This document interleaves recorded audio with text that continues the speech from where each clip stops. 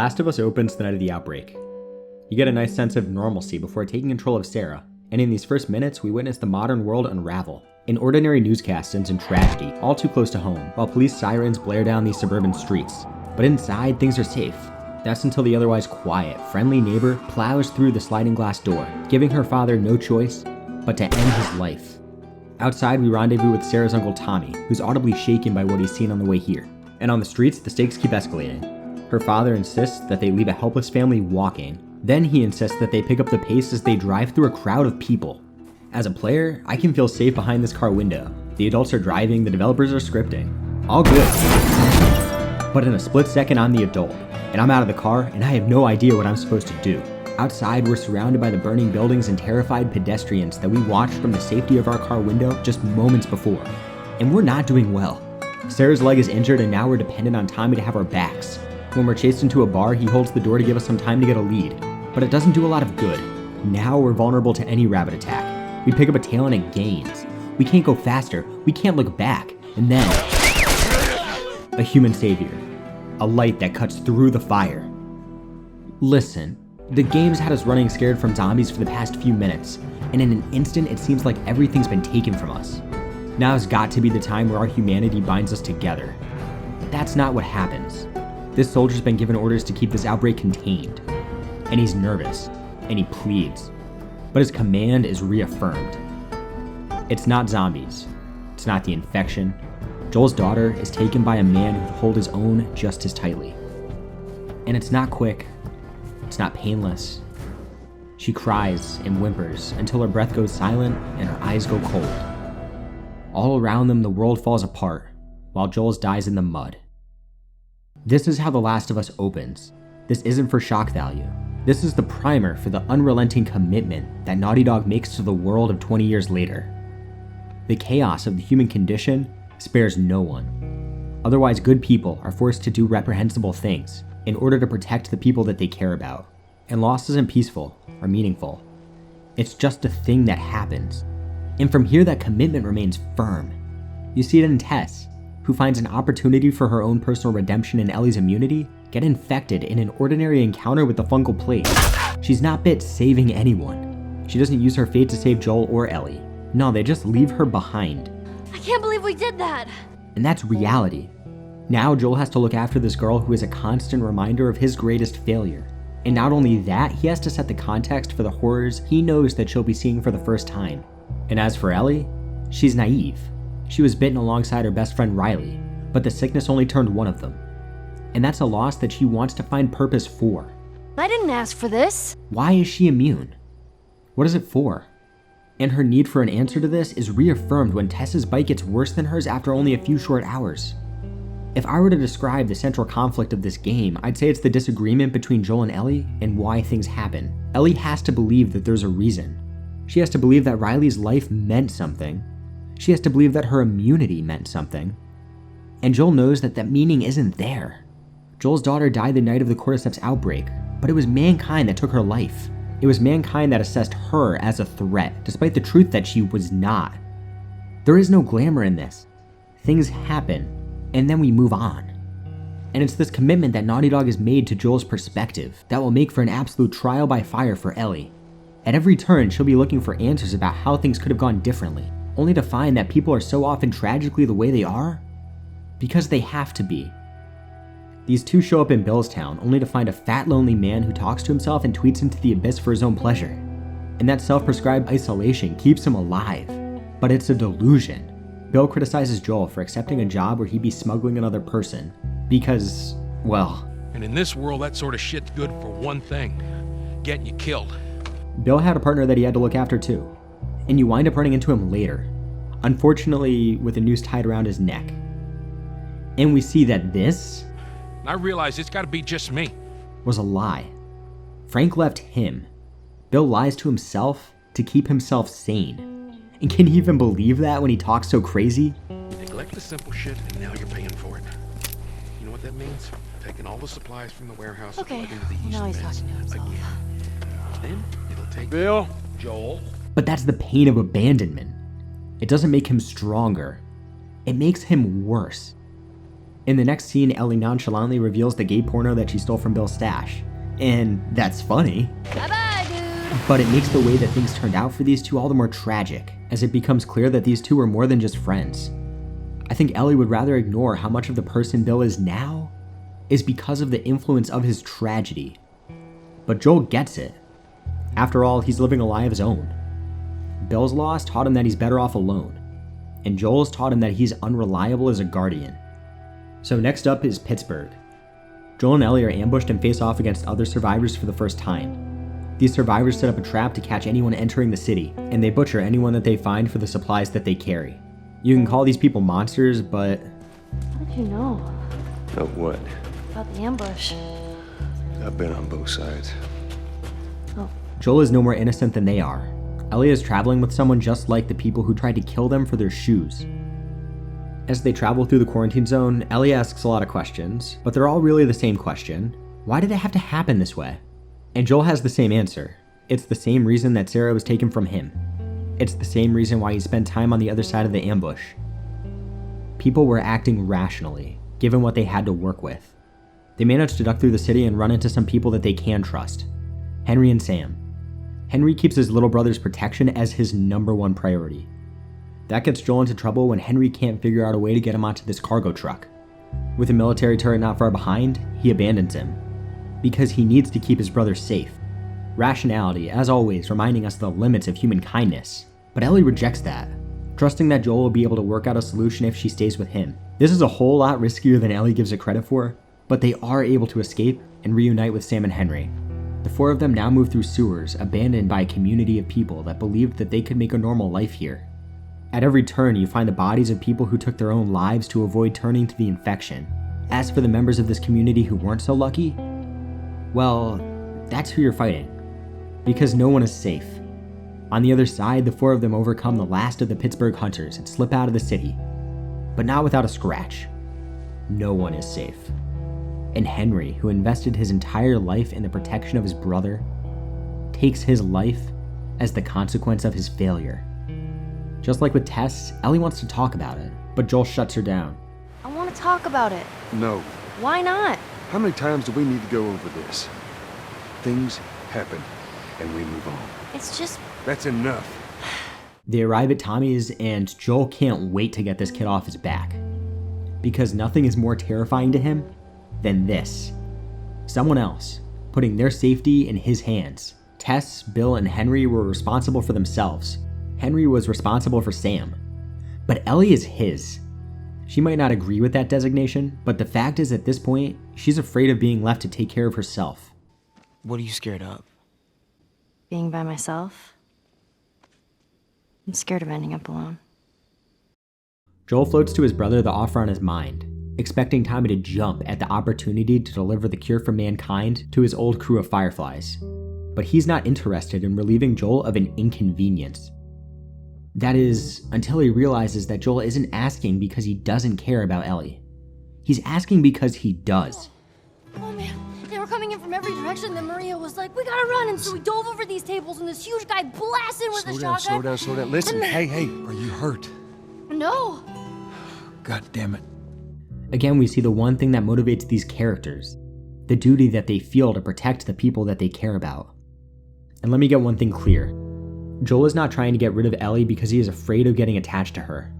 He is afraid of getting attached to her because he plans on getting rid of her. And he plans on getting rid of her because he thinks that she is in danger every minute that she is by his side. We clear? Good. So Tommy changes his mind, not because of the request, but because the request itself came from a desperate place, not an opportunistic one. To deny the burden on Joel's shoulders would also be to challenge the weight of his loss. And he can't do that, because he loved Sarah too. With that, Tommy agrees to take care of Ellie. But she's not okay with that. Joel may be desperate to relieve himself of the responsibility he has over someone else, but Ellie's just as desperate to make him stay. And this is where The Last of Us leverages a truth that it's explored with other relationships, but not yet with this one. No matter how desperate and afraid you are, that is superseded by the desperate cry of someone that you love. And it is the greatest pain in the world to deny that call. Ellie throws everything on the table in this scene. I'm sorry about your daughter, Joel, but I have lost people too. You have no idea what loss is. Everyone I have cared for has either died or left me. Everyone fucking except for you. So don't tell me that I would be safer with someone else, because the truth is I would just be more scared. This is the moment that turns Joel. He would do anything to keep this girl safe. For 20 years, he has blamed himself for losing Sarah, and he would give Ellie away if it could guarantee her protection. And it's here that she tells him that she'd be afraid without him, because with Joel, she isn't cargo. She isn't a tool. She isn't a cure. She jumps off this truck because Joel is the only living person who'd do the same. Not for her immunity, but for her. His role cannot be filled in by a detached third party. He matters. So Joel, with all that to think about, comes to accept that no one could have protected Sarah. The safest place for her was his arms. And for 20 years, he believed that wasn't enough.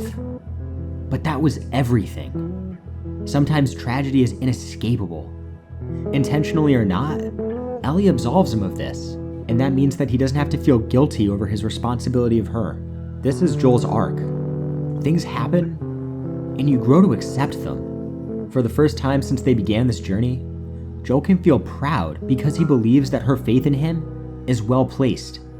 He did everything for Sarah, and he will do anything for Ellie. Ellie, get off your horse. What are you doing? Your wife kind of scares me. I don't want her coming after me. Come back to town. Let's discuss it at least. You know me, my mind's all made up. So now Joel can open up a little bit, because the job no longer ends when they find the Fireflies. They'll stick together after all this is over. They'll create a life with a lot less action, settle down in Tommy's community. Finally, Ellie won't be left behind. She'll have a place where she belongs. At least, that's the plan. Get down!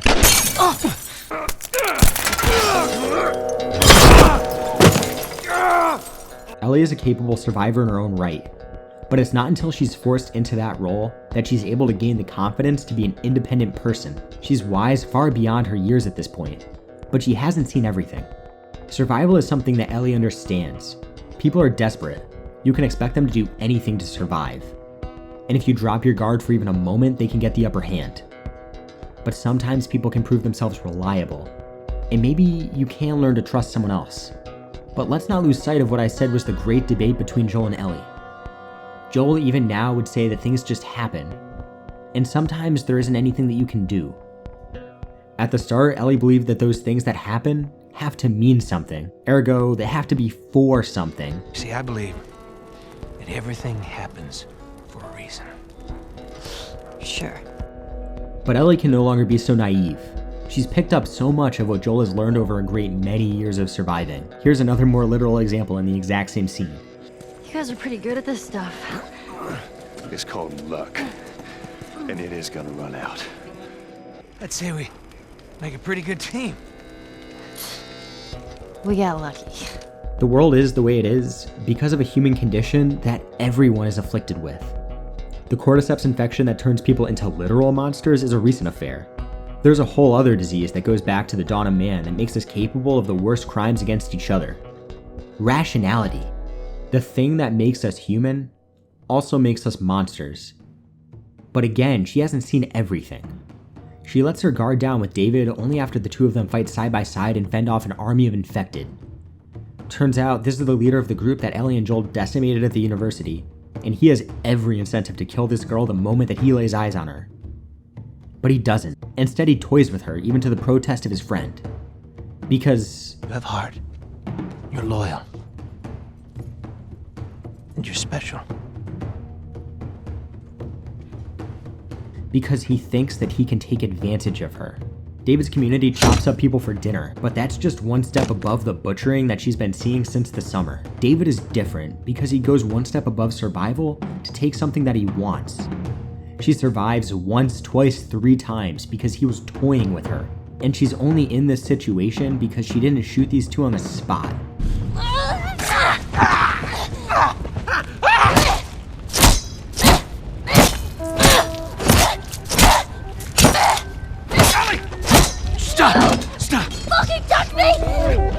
It's me! It's me! Ellie! Did you hear me? No. What? Look. Hospital. This is where we get off. Let's go, kiddo. So I ask you, now that you've seen everything that Ellie's seen, what do you think? Do you think that this cure can do anything to heal the world? Do you believe that it's going to remove the tragedy that has befallen everyone? Is everything the way it is because that's what the game decided it needed? Or is this what happens when people get desperate? And I'll take it further. If this is The Last of Us, and I mean to say if this is what becomes of our species when faced with the end of civilization, do you have any hope for us to recover? And in asking all these questions, I hope that you can see the world as Ellie does. Joel and Ellie have traveled across the entire country to deliver an opportunity for a cure to the Fireflies. But Ellie has no idea what that means anymore.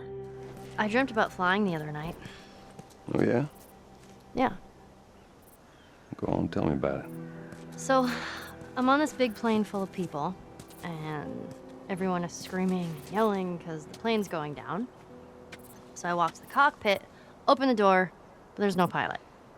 I try to use the controls, but I obviously have no clue how to fly a plane. And right before we crash, I wake up.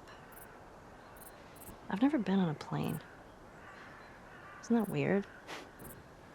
Well, you know, dreams are weird. You know why Joel doesn't believe in the Fireflies, even as his brother raced off to join them? Because they have never provided a solution to this problem. The Fireflies and the military would resolve this situation in exactly the same way. Last year, Ellie could put her faith in the adults to figure out the details that she didn't understand. But now she realizes that they only have as much sense as she does on how to fly this plane. There is no pilot. She can't fly. Everyone is doomed to crash. Things happen. But Joel isn't in the same place he was last summer either. He has reconciled the loss of his daughter by agreeing to take care of Ellie, and she has already proven to be a capable, independent survivor. Joel can talk about Tess, or Henry, or Sam. He can talk about his daughter. He can talk about what he's lost and accept it. Things happen, and you learn to live with them. They become a part of you. In this quiet walk through Salt Lake, Joel will try everything to relieve Ellie of what ails her. But there's no cure that will relieve her of the feeling of meaninglessness. She has become the shell that Joel was a year ago. Until... Oh my god. What is it? Ellie! Ellie! You gotta see this. What is it? She's seen the world as Joel sees it. Come on, But hurry through up. it all, she has maintained an eye for the remarkable. And this is what Ellie's taught Joel. So, is this everything you were hoping for?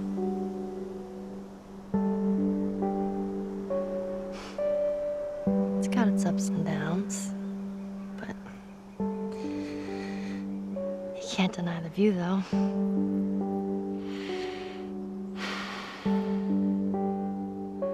Why is The Last of Us a zombie game? Joel and Ellie look out at this herd of giraffes passing through an overgrown park in the middle of an empty city. Foliage grows out of office buildings that come closer to falling over with each passing day. This is the site where thousands upon thousands of people had to leave their lives behind. And it's beautiful. In the wake of what's long ended, tragedy becomes the fertile soil for something to bloom. The Last of Us is a zombie game because the infection transforms people just as it does the world.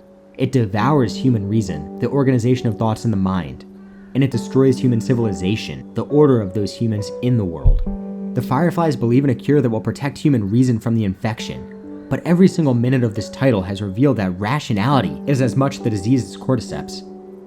So, what is the cure for the human condition? There isn't one. Our humanity is incurable. We are destined to cross the lines that we don't want to, because we believe that we must. We are fated to lose what we love, because safety is never a guarantee. There is no cure for these, but there is more to humanity than this. You can feel it when you make a great moment even more meaningful for someone else. You can feel it when you see the life breathed through someone that you care about. You can feel it when your enthusiasm alone makes someone else happy. This is the greatest moment I've ever shared with a game, because amidst the admission and the concession for all that humanity is, it earns a moment of peace. Instead of denying the past for fear of the pain that comes with those memories, the past is cast with an overgrowth of new life. A new perspective that comes with the acceptance of that past. And it's beautiful. You can't deny the view. Everything that these two have been through, everything that they've done, has brought them here. We don't have to do this. You know that, right? What's the other option? Go back to Tommy's. Just be done with this whole damn thing. After all we've been through. Everything that I've done. It can't be for nothing. But it wasn't. Everything that these characters are is because of what they've survived. Joel gets that. It's because of Ellie that he's able to finally accept what happened to Sarah. It will still make him sad, of course. But dare I say, it will also make him happy. To know how much he loved her. How much she loved him. And how much she would have enjoyed being here with them. Here's the frustrating part. Ellie teaches him this lesson. She calls him out. She's lost people too, and that wasn't going to be an excuse for dropping her off on someone she doesn't even know. Despite that, she's willing to go the distance and give her life for a cure that she doesn't really believe in, so that these tragedies have tangible meaning. In this final chapter, Ellie and Joel are knocked out and brought to the Fireflies. She will be prepped for fatal surgery, and he will kill every last one of them to keep that from happening. Because he loves her, and he would do anything for her. He'd even lie about what happened, risking his relationship with her to protect her.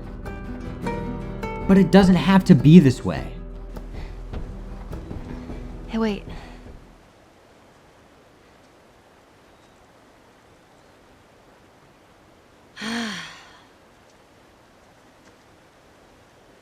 Back in Boston,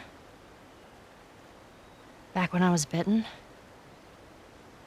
I wasn't alone. My best friend was there, and she got bit too. We didn't know what to do. So, she says, let's just wait it out. You know, we can be all poetic and just lose our minds together. I'm still waiting for my turn. Ellie. Her name was Riley, and she was the first to die. And then it was Tess. And then Sam. None of that is on you. You don't understand. I struggled for a long time with surviving. And you... no matter what, you keep finding something to fight for. Now, I know that's not what you want to hear right now. Swear to me. Swear to me that everything that you've said about the Fireflies is true. No. I'm sorry about your friends, Ellie. But a cure for the infection isn't going to bring them back. They were going to kill you for that cure. Did you know that? And let's say that they got it. What then? You really think everything that we've been through would have gone a different way if there were a cure? Don't tell me that the world would be a better place, because the truth is it'd be a whole lot more empty without you. But geez, that's not what happens. Swear to me that everything that you've said about the Fireflies is true. I swear.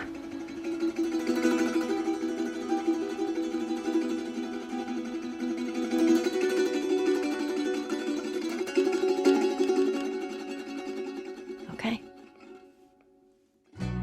And I think that this is going to drive these two characters apart. Ellie gave it her all to convince Joel to stay with her. But Joel is afraid of what Ellie will do, or what she will think, if she knows the truth. He wants to absolve her of the responsibility that comes with her immunity, the way that she absolved him of his guilt. But she was successful because of her honesty, the truth that she would be afraid without him. Joel cannot absolve her through dishonesty, because Ellie is a curious person, always in pursuit for the truth, searching for the reason why things are the way they are, even if it hurts her. Just look at the way she almost considers leaving this conversation unsaid before forcing herself to turn back and have it anyway. She's ready to risk her relationship with Joel for the truth. A truth that she's now grown up enough to handle, but will undoubtedly hurt her nonetheless. So Joel lies. And that breach is what leaves me so eagerly anticipating what's to come. I love these characters, and I want nothing more than to see them reconciled. I want Joel to accept that he can't protect Ellie by hiding the choice he's afraid she'll make. I want Ellie to accept that her obligation isn't to a vaccine, but to a community that sees her as one of their own. And I can't wait to see all the messiness that's going to get them there, or somewhere completely unexpected. For now, let me leave you with what the game left me. When things happen, you don't just move on. Inside of you, those things that you've survived evolve, they mutate, they change, and they become something else. And that metamorphosis can turn you into a monster, literally or figuratively. It can destroy you, it can leave you empty. But it can also oblige you to serve something greater than yourself, and then you can do more than survive. You can be obligated with something to fight for. But even that isn't everything. That's not The Last of Us. With the passage of time, when you have settled into the new world that you have made for yourself, you can identify those tragic moments in history as the catalyst for everything that went wrong in your life. Or you can recognize the origin of their influence and the love that you had before, and carry that with you. And it's when you can find peace in that fight that you can reflect on where that fight inside of you comes from. Everything that you've been through, everything that you've done, it wasn't for nothing. It brought you here, to a moment that you can share with your memories, a moment that you can share with someone else. It's had its ups and downs, but you can't deny the view. Thanks for watching.